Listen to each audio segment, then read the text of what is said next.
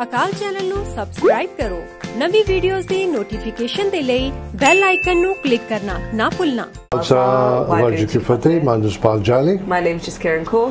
ਤੁਹਾਡਾ ਸਾਰਿਆਂ ਦਾ ਸਵਾਗਤ ਕਰਦਾ ਲੇਟ ਸ਼ੋ ਦੇ ਵਿੱਚ Welcome to the Late Show. Thank you for joining us. ਹਮੇਸ਼ਾ ਦੀ ਤਰ੍ਹਾਂ ਸਾਡੀ ਕੋਸ਼ਿਸ਼ ਹੁੰਦੀ ਤੁਹਾਨੂੰ ਹਮੇਸ਼ਾ ਕਹਿੰਦਾ ਕਿ ਇੰਟੈਲੈਕਚੁਅਲ ਗੈਸਟ ਲੈ ਕੇ ਆਨੇ ਅਸੀਂ ਫਰਮ ਐਮਪੀ ਹੋਏ ਲੋਰਡ ਹੋਏ ਕੋਈ ਆਰਮੀ ਦੇ ਕੋਈ ਪੁਲਿਸ ਦੇ ਕੋਈ ਬਿਜ਼ਨਸਮੈਨ ताकि अपने यंगस्टर्स को कोई फायदा हो सके कुछ ना कुछ तुसी इंटरव्यू कोई आइडिया पिक करो कॉल करके तुसी गल करना चाहोगे गेस्ट नाल भी कर सकते हो बिफोर असी साडे गेस्ट नाल इंट्रोड्यूस कराइए तो सब तो पहला मैं बड़े अफसोस नाल गल कवांगा कि जो हादसा करेला विच होया जो फ्लडिंग आई है तो वह इन्ना हैवी है कि कई सालों का इन्ना वड्डा नुकसान कभी मुल्क च नहीं होया कि सलामी वगैरह आई सी बट विद मोर वड्डे स्केल पर उहदे भी कोई छोटी नहीं है बहुत माली ते जानी नुकसान होया है and I feel very proud to be part of Akal channel के साडी सारी टीम फ्रॉम इंडिया एंड साडे एमडी मिस्टर अमरीक सिंह खुना उत्थे पहुंचे ने ते असी ओदे अपील करदे ने जरा भी थोड़ा मौका हो सके प्लीज तुसी इस चीज नु जरूर सपोर्ट करो हाँ जी, it was such a big disaster that no one really anticipated that was going to occur, so huge. So blessed to have a God channel that but the funny thing is you get up woken up by this happen to you and imagine to see as country ch rehne ho there's you're comfortable sukh hai sara kuch hai yet we complain about the queue in the health services everything. We complain queue about the buses or the banks wagera but look at the life they have lost everything in their life their houses everything we need to learn to appreciate everything that we have in our lives but the thing is it's bada human nature you know you see certain thing on the television it's very touchy tusi kehne ke bada kharab scene siga ke bachchiyan nu nahi dikhana chahiye but jehde bachchiyan nal hoya imagine those people who lost their family horrible. Bad news. We do take things for advantage too. Anyway, मन लगता मेरे guest कहते होंगे कि what we talking about ये भी ज़रूरी सीगा साड़ी बिल्कुल sympathy जानती है उन्होंने नाल और सारी सिख कम्युनिटी बड़े इकट्ठे होकर उन्होंने मदद कर रहे हैं and Akaal channel is part of them. उन्हें सी साड़ी गेस्ट ने इंट्रोड्यूस कर दिया तो मेरे पास पहला लेफ्ट टू लगे ने Major Christian Jensen, did I get the right question? Yes. Yeah. Yes. And then I got Major Sartaj, जो तुसी आम हमेशा देखते रहने हो मैं लगता है साड़ी आर्मी के नाल part time Akaal channel job लेना तो बेटर रहेगा He's been here too many times then मेरे पास है ने Sergeant Sarvjit Singh very young junior Paji to welcome on Akaal channel and I hope you had a safe journey here. Thank you very much. Yes. Yeah.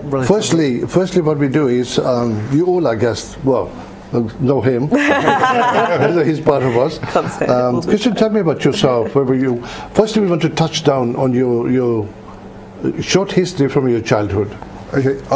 I grew up in North London. I went to school in Central London. While at school, I joined the cadet force and really enjoyed it, and thought about joining the army. And so, while at school, I did what's now called the Army Officer Selection Board, and had a place at Sandhurst. But I decided to go and do a degree, so I went up to Dundee University, read civil engineering. I had the intention to join the Royal Engineers, but then I got attracted by tanks. So I ended up joining a cavalry regiment based out in Germany, had 3 years in Germany, then I spent a year in Canada attached to the Canadian Army. Then my last job within the regular army was to train cadets as part of the cadet training team up in Liverpool. I left the army and after a year out realised I missed it a lot, so joined the reserves. I joined a regiment called the Honourable Artillery Company, where in that regiment at that time you had to resign your commission and start as a trooper. So I started again right at the bottom, but really enjoyed it and slowly worked my way up to being a squadron commander there. And then 9 years ago I went off to Iraq. I spent 6 months in Iraq. After that, as a reservist, I came back and worked at the University of London ATC, the Officer Training Corps in the ATC, and since then I've been working at London District in the engagement team. It seems right from the beginning, from childhood, you were quite focused. That's what you wanted to do. Yes. This is my idea. This is why I bring you on the show, so that youngsters watching us get some ideas that do you need to be focused right from the childhood, or do you need to have a family background like your father or your grandfather was? My father's Danish. He had to do national service. He had a chance to be an officer, but that would have taken 2 years. So he decided to be a soldier and only did a year. My mother's family has no real military besides national service. But I was always... The CCF sort of opened my eyes. It's the adventure training, the camaraderie, and the adventure, which sort of spurred me on. And I went and found out more about the army and eventually joined. Yeah. Wow. Good. I think we'll have a lot to talk about, and I think you'll ask Major Sartaj. What exactly kind of sparked your interest in the army? Well, I was a good Indian boy, and I went off to university. We all say that, don't we? I know, and I went off to read pharmacy. But within 2 years of starting it was a 4-year master's program. Within 2 years of starting that, it quickly dawned upon me that I was frustrated with being stuck indoors, and I really wanted to get out and about and do something which was exciting, had a sense of adventure, allowed me to travel, but more importantly, made a real difference in other people's lives.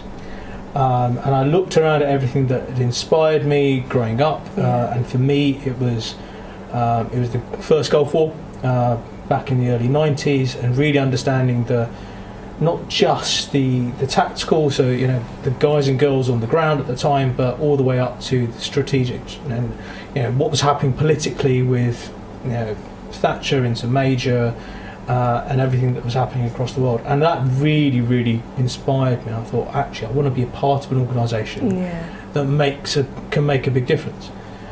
So I then looked at the army, rather like Christian. I was intrigued by tanks. But I've been a petrol head, so I've always loved cars, motorbikes and engines. And what I found out when I looked at the army is that you can be an engineer and you can get paid for it. Now, I had no engineering background, so I did well in my A-levels, very science orientated. Like I said, I was at university reading for a master's in pharmacy anyway. And the army said, well, actually, you've got the potential to be a really good engineer. How about when I was at Sandhurst at the time, so I was going through officer training, how about you come and join the Royal Electrical and Mechanical Engineers, and we will pay for you to get a qualification and become a qualified engineer.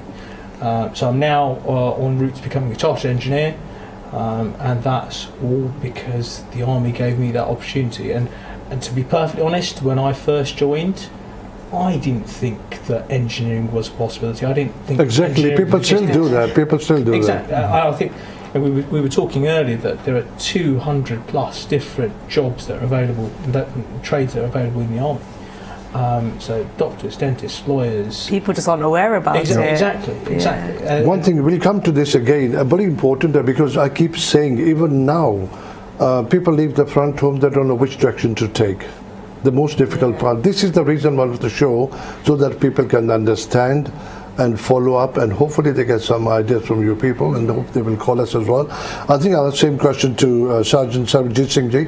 Pelete, welcome on the show. Thank you. Where were you born? Let's start with you first. So I was born and brought up in India, a small village in Ambala, which is a part of Haryana, just on the border of Haryana and Punjab.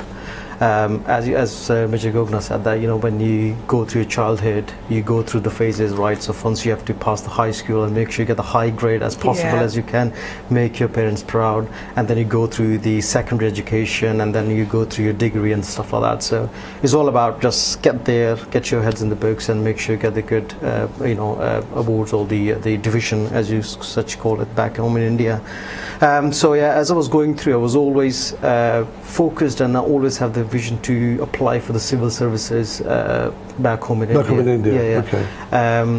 And I think I came, well, my dad, he was the Minister of External Affairs, so he was posted in the Indian Embassy at Central London. So when the whole family came in here, my younger brother, who joined the army that time in 2002 sometime, and then I went back with my parents because I wanted to go back and pursue my dream, what I've dreamt when I was a child. So went back to Chandigarh, went through the education process, went through the certain qualification process, give the exams and stuff like that. At one point I just come down to visit my younger brother over here, and then I was just having a chat with him.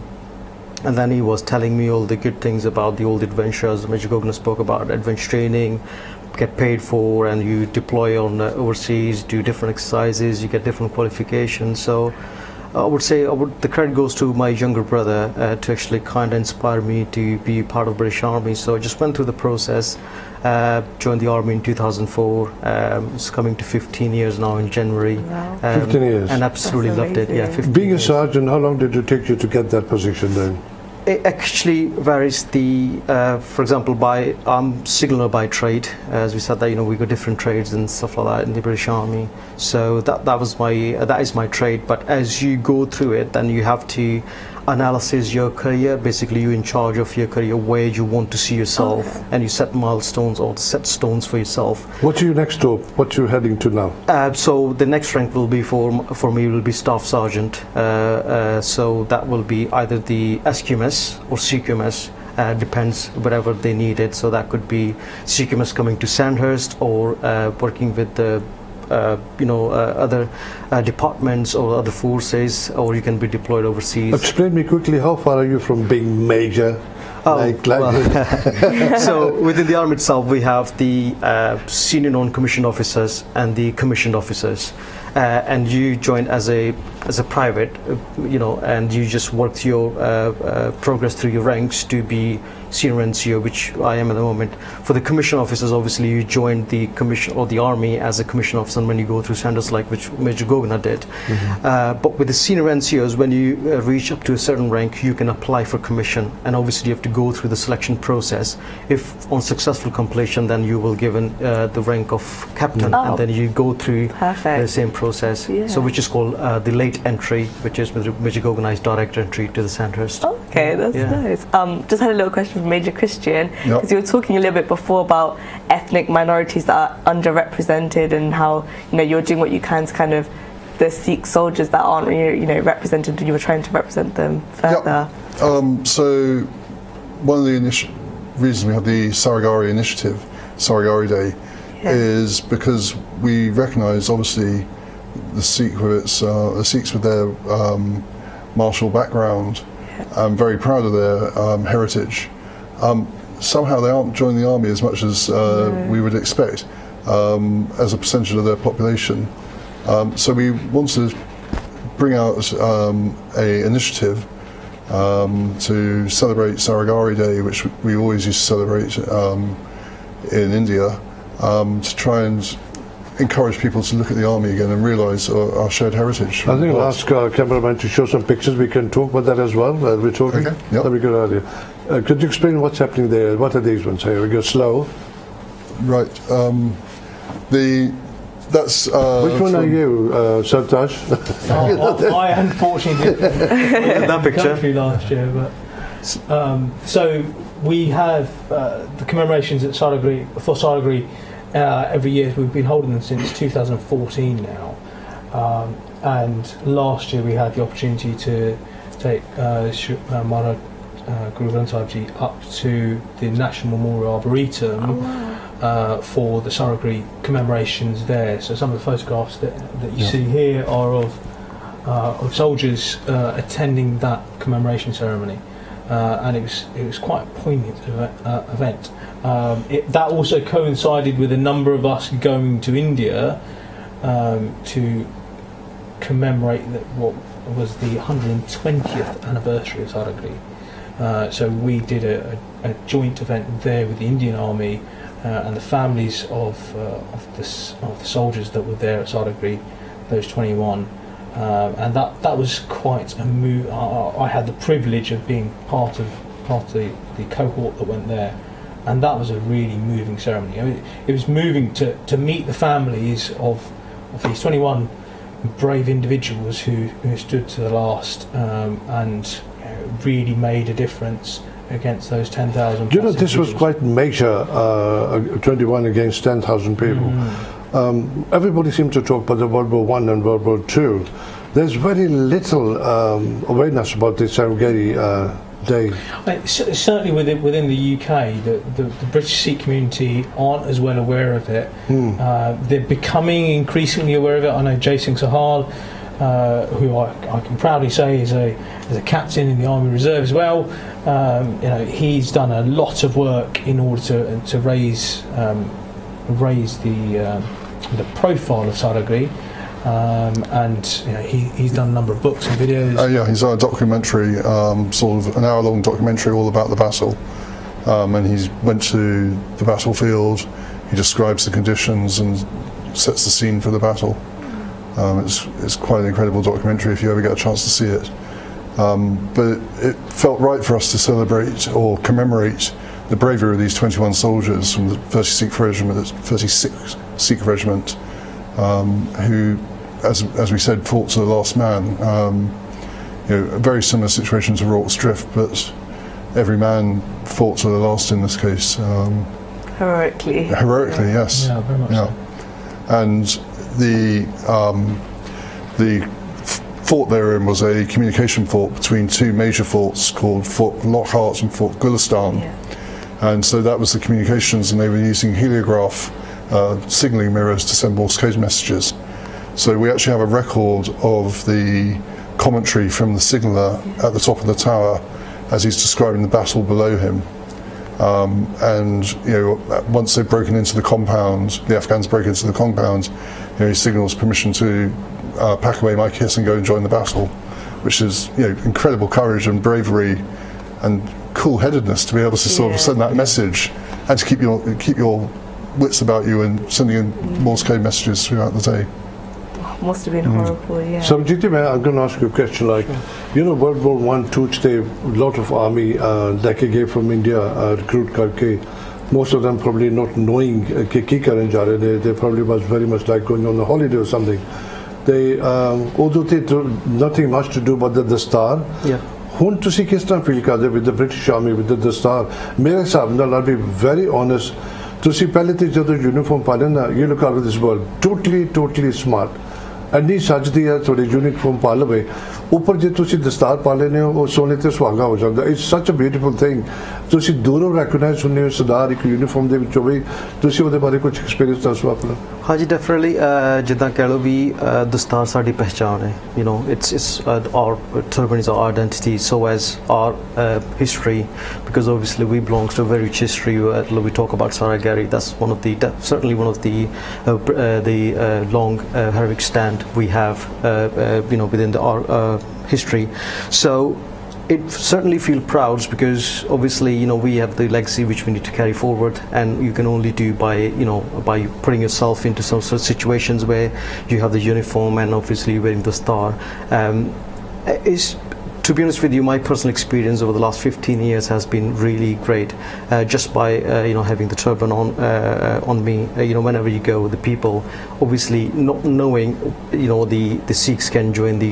British Army so the first question comes around are you from the Indian Army right so that gives us the sort of like yeah absolutely I've been to so many events and said what's the Indian Army doing in here so I don't blame them it's just not having the enough awareness within the community exactly yeah exactly yeah so platform like this give us the opportunity to come and talk about you know what we have done and then kind of raise awareness and let them know that there are certain you know careers if they want to challenge themselves or to come forward and join for it.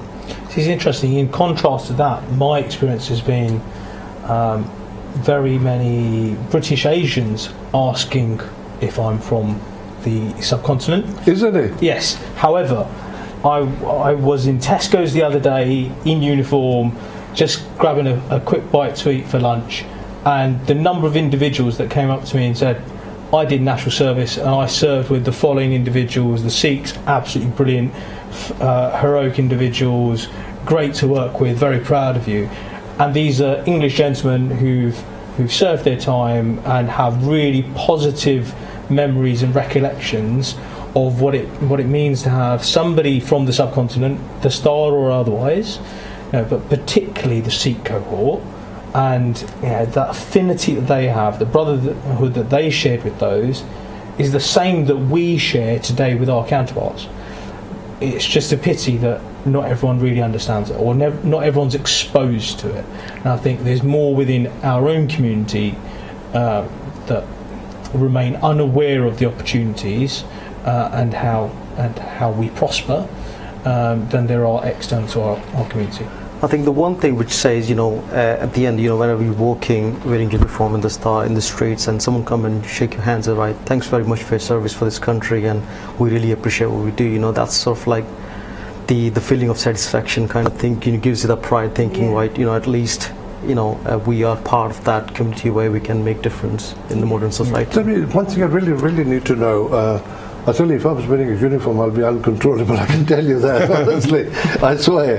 Because, I think, and I'm sure because I used to work for the airline, used to wear uniforms, so that's a different story. Anyway,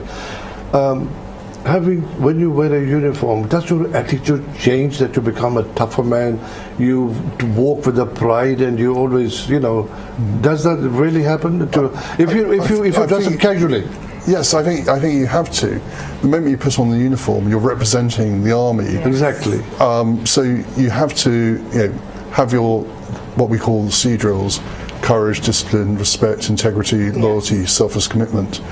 All those you have to show outwardly, and simple things like when commuting on the train, you always stand up, and which sometimes when you're wearing civilians, maybe you might say stand.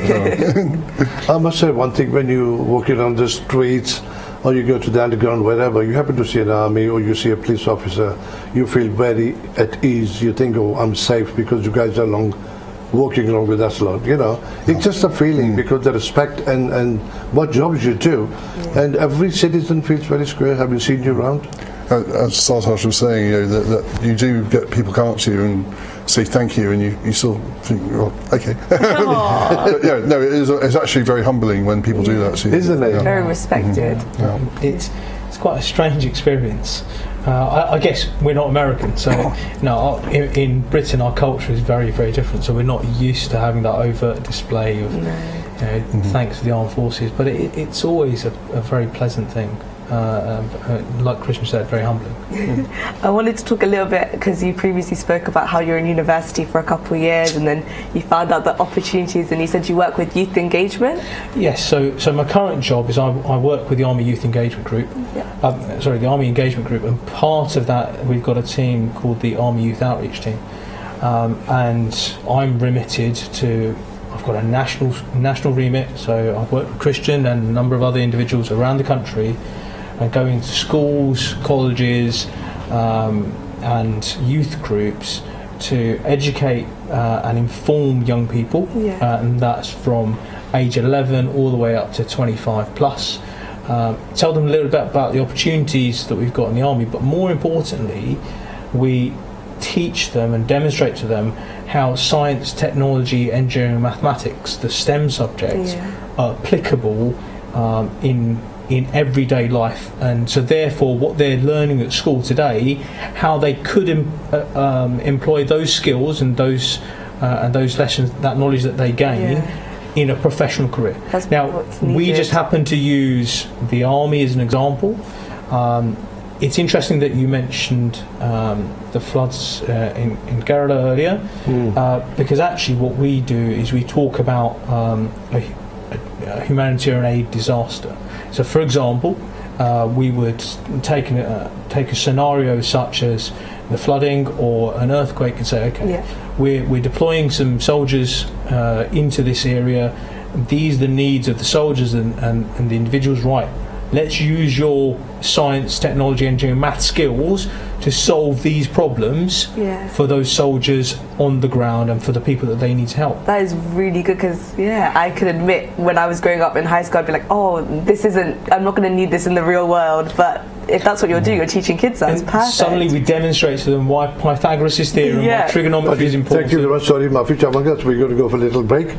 Please, ऐसी तरह तुसी देखते रहो, कोई question करना है call कर सकते 0608 571 4279 ਦੇ ਉੱਪਰ कॉल करके किसी तरह ਦਾ सवाल पूछना है तो please see you after the break. Waheguru का खालसा वाहिगुरू की फतेह। ਅਕਾਲ ਚੈਨਲ ਨੂੰ ਸਬਸਕ੍ਰਾਈਬ ਕਰੋ। ਨਵੀਂ ਵੀਡੀਓਜ਼ ਦੀ ਨੋਟੀਫਿਕੇਸ਼ਨ ਦੇ ਲਈ ਬੈਲ ਆਈਕਨ ਨੂੰ ਕਲਿੱਕ ਕਰਨਾ ਨਾ ਭੁੱਲਣਾ। ਬੋਲੇ ਸੋਨੇ ਹਾਲ ਸਤਿ ਸ੍ਰੀ ਅਕਾਲ।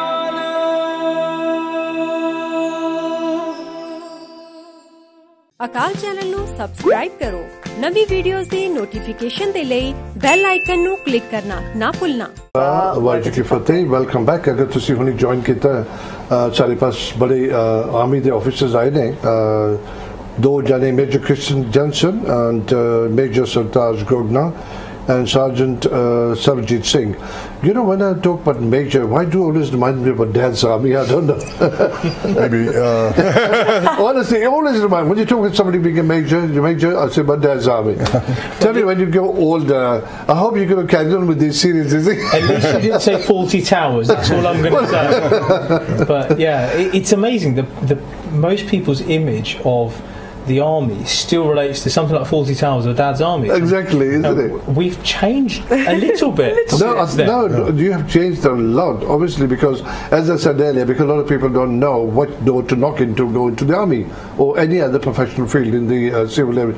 And the same way, because you have changed in a bigger way, but people need to see that. Yeah. Very much so. Need to bring in more awareness.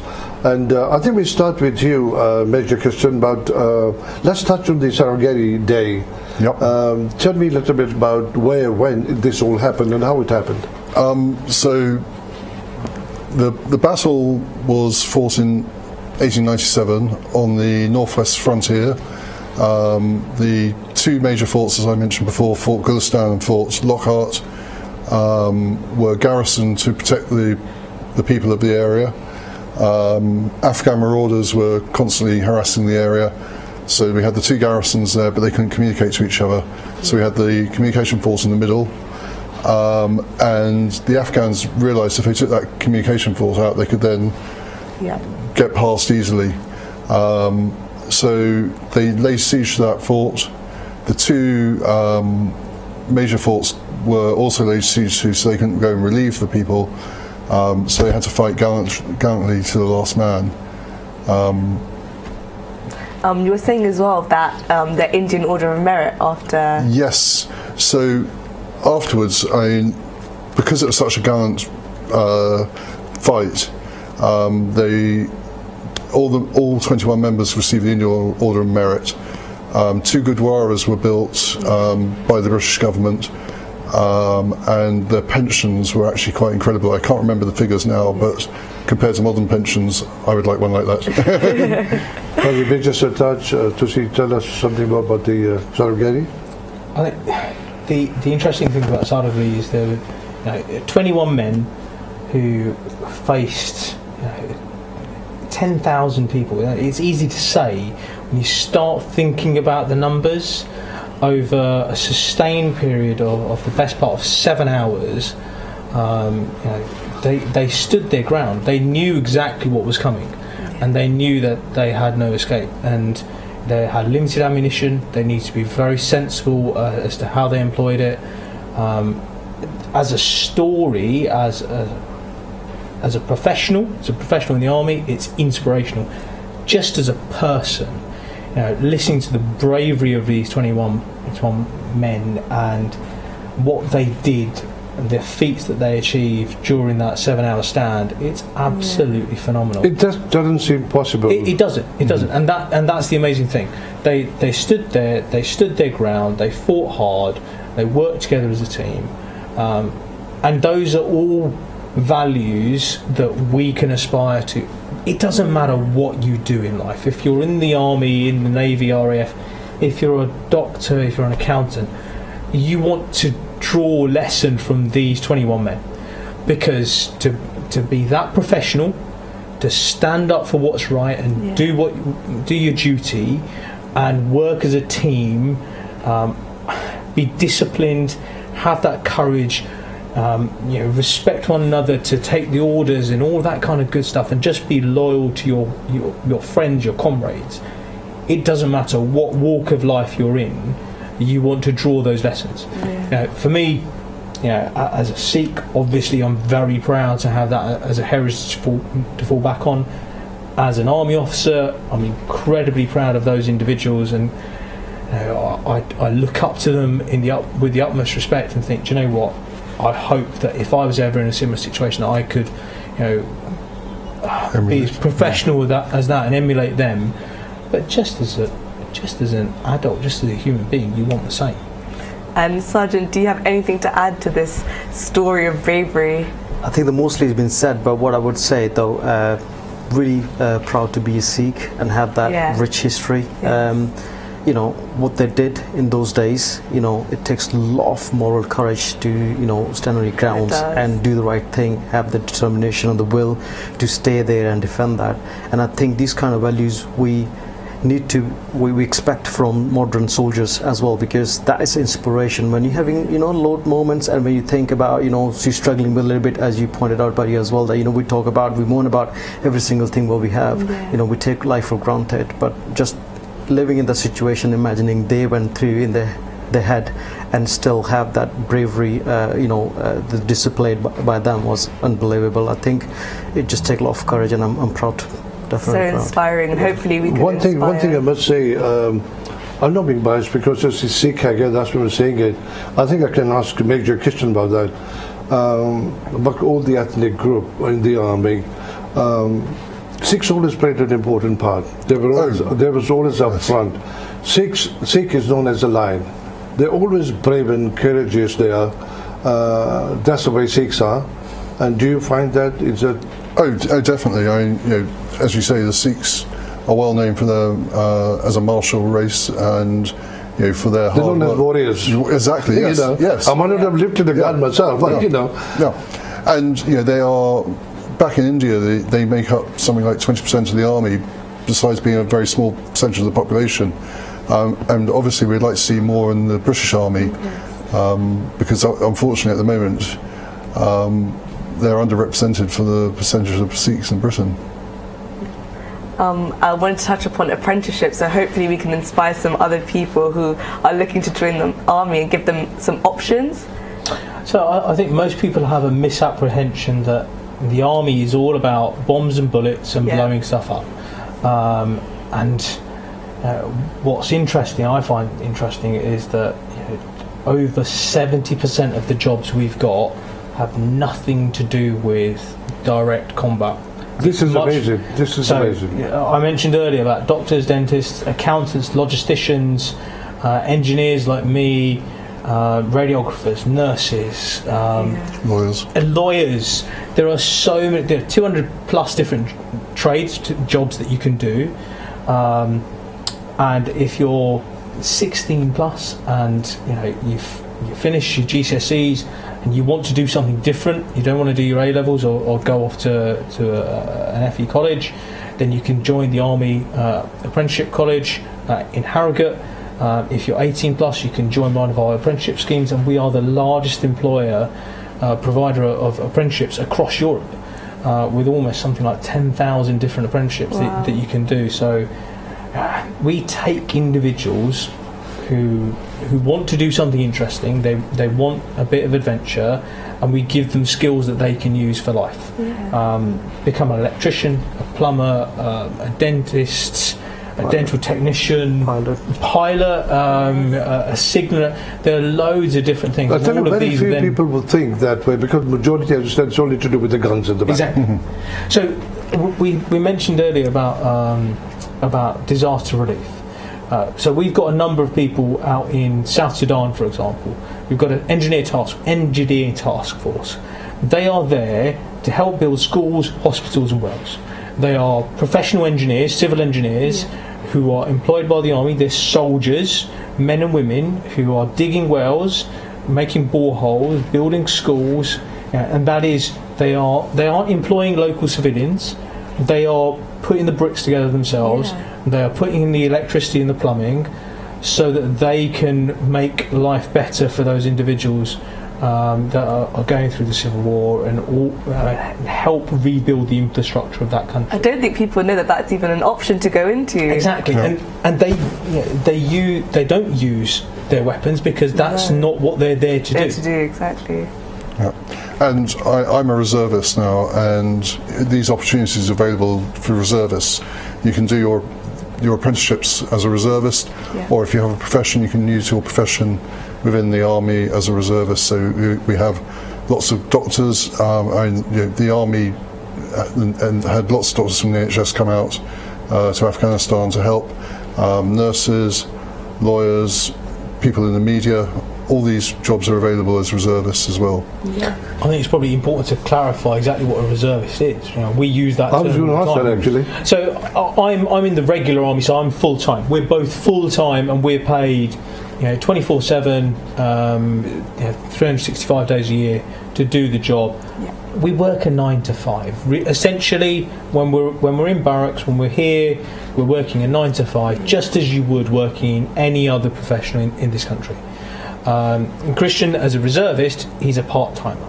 So that means he can have his own job, working 9 to 5, and do a couple of weekends a month if he wishes to, and he can fit that around his work life, his family life, and then have, one, it's an additional income, and two, it's something different. Yeah, I mean, for me, I fit it around my regular job. Yeah. I do 1 weekend a month, a 2-week exercise in the summer, and 1 night's training a week, so 2 hours a week, and through that I keep my skills up to date, but I also get the camaraderie, I get to do the adventure training, I get to learn new professional skills, and this is all done as a reservist, and we are pretty much one army now. Exactly. Yeah. So the number of times that I've gone somewhere and we've had somebody who's a part-time engineer, well, actually they're a professional engineer in their own in their civilian job, in their day job, but they then choose to do it as part of the army as well. So they bring all of that expertise that I need desperately when I'm putting my team together, and they really add value. The other thing that Christian mentioned there was adventure training, and we've all mentioned adventure training as sport quite a bit. Just want to clarify what adventure training is. Do you go skiing or snowboarding or jump out? Skiing. Okay, skiing. Have you jumped out of aeroplanes? So skydiving. We'll do that. Okay, now, for us, those activities are adventurous training. The reason we do that is because we want people to put themselves under pressure. So you test yourself and understand how to work as a team, how you're going to react under duress and under pressure, so that when you're faced in those circumstances at work, you can handle yourself better. You as a team bond better. So we get paid to go out. I would like to add on that one as well, because sometimes your job is really busy, and obviously the army promotes a social aspect of your stuff as well. So it's a good opportunity for the whole squadron or the contingent to go away for 1 week or 2 weeks and enjoy just being, not to worry about any work or any task is given to you within the barrack itself. So just away from from everything else, you can just go and enjoy, and then it's more like you bonding yourself with your team. And as you said, that it's just more like a team effort, and then you just come close more, and then you work as a team. I think it works better. I think we've very well covered today, really well, and I think it's given good exposure to what really happens with the army. But one thing very important now, you have a different department for people to recruit to the newcomers coming in. We're going to have a little test. This is not a test like. I'm going to give an opportunity to look at the camera and tell people, our viewers, why should they join the army. So you're going to try your best, see how many people will want you to join it. So you start from me, or you start from Major Christian? Right. We got 10 minutes to go, so we'll share the time in between. You're all going to try convince people why should they join the British Army. It's like Dragon's Den, isn't it? Sell yourself. Yeah, sell yourself. How do you? I would say, if you really are for challenge, and if you're looking to strive yourself, and then you want to test yourself, that how far can you push yourself and be successful and achieve something, and you want to invest in your future, then I would say certainly the army is probably the best thing, because army invests a lot in you, as we talk about the different trades, the different trades you went through, different apprenticeship and things like that. And I think I've spent 15 years in the army and absolutely loved it, and I've achieved a lot, and which I can actually transfer into my civilian sort of life should I wish to do that. So I would definitely say it's probably the best career I've chosen. Good one. So the army, why the army? It gives you a basis for education, it gives you a basis to develop yourself, all with a sense of adventure, making some really good friends, and getting experiences that I don't think you could get anywhere else. And all of that with the flexibility that most modern employers don't really offer, or are starting to, because they're playing catch up with what we do. I'm a single dad.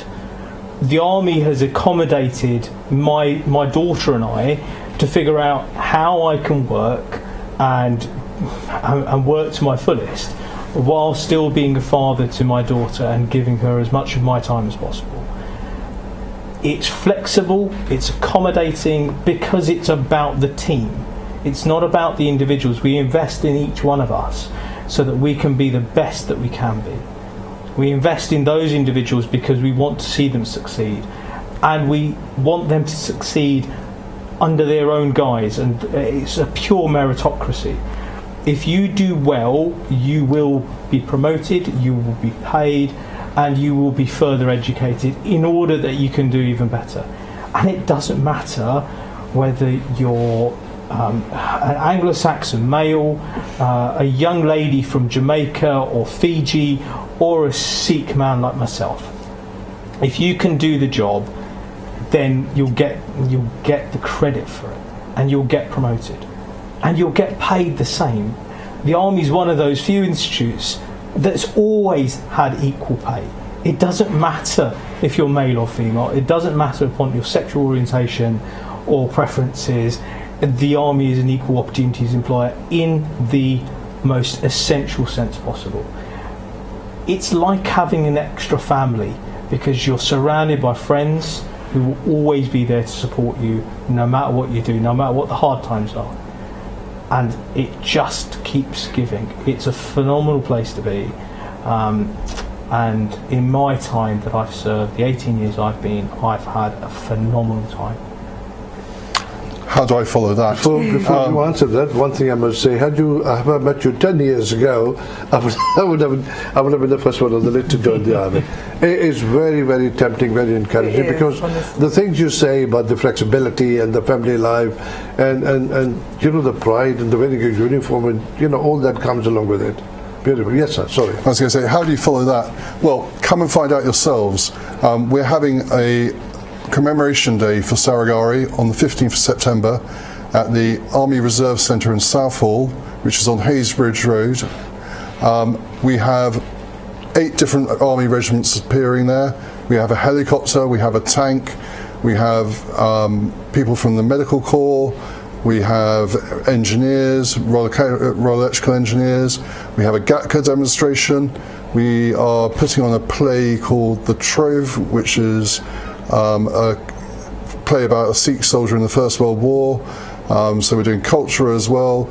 And come and meet us and find out about us. 15th September. Tell me about the timings as well. Timings are 10 o'clock till 4 o'clock. It's an open day, so you can come at any time, but there'll be events going on throughout the day. So the Gatka is at the beginning of the day, and the Trove is on at the end of the day. The viewers watching today, hopefully they're going to see you, all 3 of you there.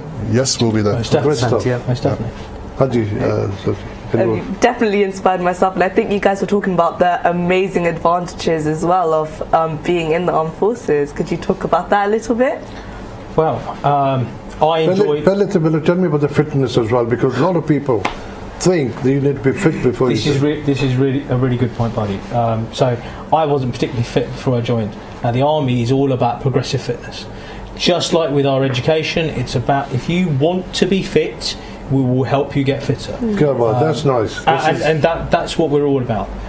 So I go to the gym every couple of days. I go to the pool every couple of days. I don't pay a penny for it, because I'm expected. The army will give me everything that I need for my profession, but they expect me to stay fit and healthy in order to do my job.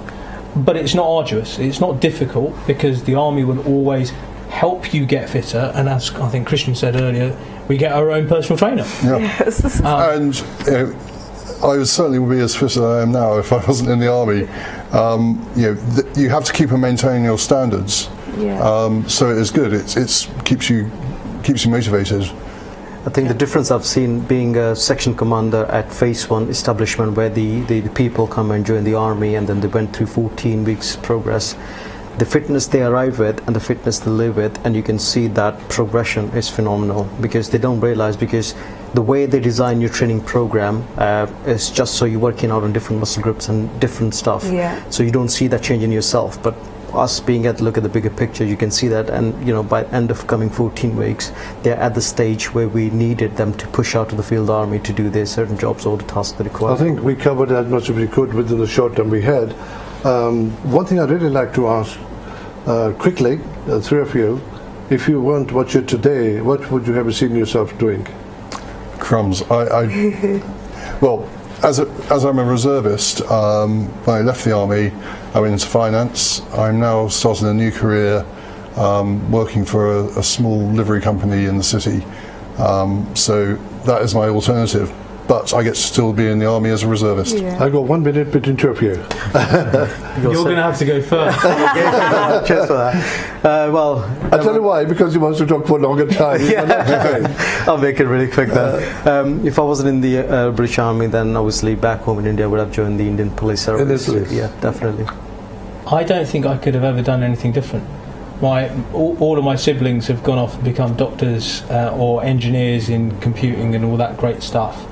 But there's something about giving back to your society, and this is the best thing.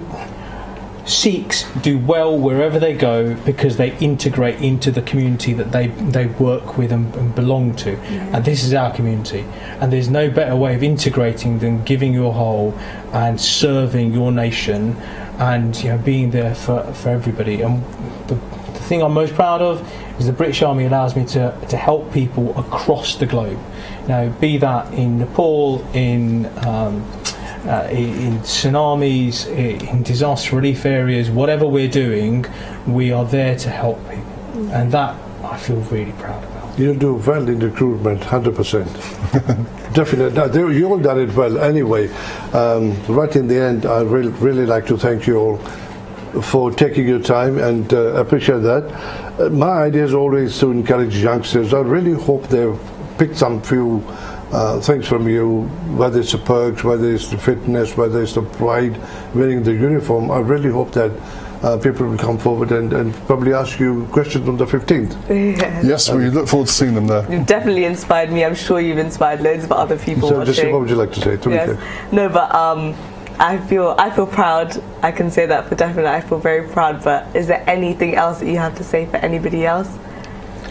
I think the only thing I'd like to say is, for the young people watching, whatever you do in life, whatever it is, if you choose to join the army or not, just be the very best that you can be. Give everything your all.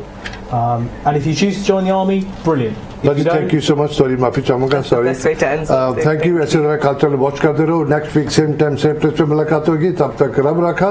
वाजी का खालसा, वाजी की फतेह. ਅਕਾਲ channel ਨੂੰ subscribe ਕਰੋ। ਨਵੀਂ videos ਦੀ notification ਦੇ ਲਈ bell icon ਨੂੰ click ਕਰਨਾ ਨਾ ਭੁੱਲਣਾ।